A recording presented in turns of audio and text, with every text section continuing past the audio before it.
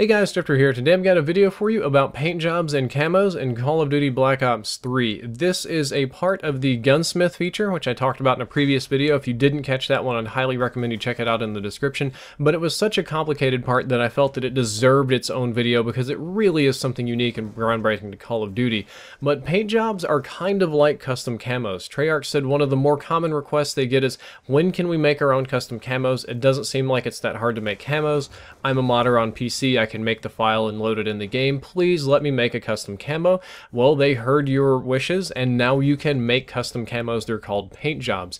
Each gun has 3 different areas that you can paint. Different guns will have different areas, so I imagine goofier ones or shields or knives or whatever it is that you're working on will have different areas. The example I saw was just a very normal assault rifle. You can paint the left side of it, the right side of it, and the area above the stock and below the iron sights. Kind of like, so when you aim down sights, you'll see whatever your paint job is.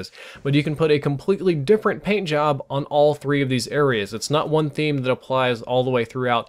Each area uses a version of the Black Ops 2 emblem editor with 64 layers, which means you will have a total of 192 different things that you can put on your gun if you want to.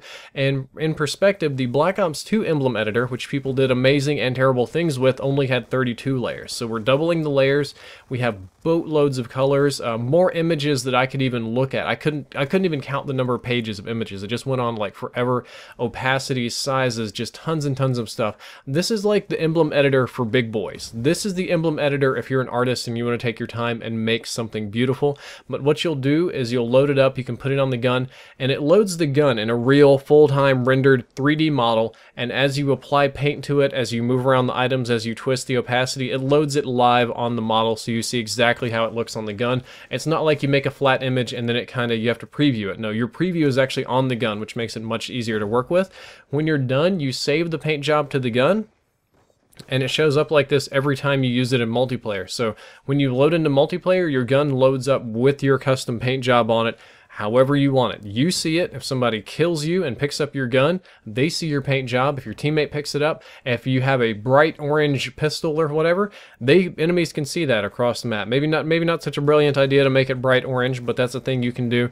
Everybody can see it. It's part of the game. It's hard-coded in there. And I wanted to let you know that you can also put camos on your gun. Camos are not gone at all because the paint jobs only go on 3 different areas. It doesn't cover the entire gun. Camo goes over the entire gun, but the paint job goes on top of the camo. Think about like the camouflage being the base layer. Like the base layer will be red tiger or whatever it is they've got on there, and then you put your paint on top of that. So your paint's always on the top layer. When you put the camo on there, you can use it to complement or to kind of make a stark difference against the rest of the gun. A lot of the things I saw that they made, they tried to kind of complement the camo. Like they had a really awesome white camo, so they made an orange color theme kind of thing, and they just kind of make it mix and match and look good. Or you can just design a completely new combination of the 2. When you're done with this, you save it in your gunsmith, and this can be shared with social features again, which are unannounced. I'm assuming that they're cool because Treyarch has a pretty good history of making good things like that.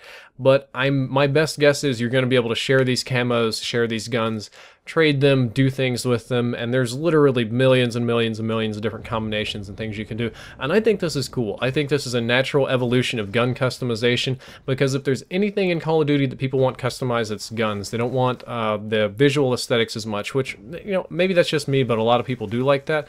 People go nuts for camos. I really liked in Call of Duty Ghosts that we had rare camos, like the Spectrum camo. It was really cool to have the hyper rare Spectrum camo in Call of Duty Ghosts, so we could have that coming back for Black Ops 3. We could have rare camos, or we could have like high-end artist paint jobs, or if you wanted like a pro team camo or whatever, you could make your own or download from an official place, like a Team NBS paint job, and just snap it, you know, put it on your gun for support or for YouTube or whatever.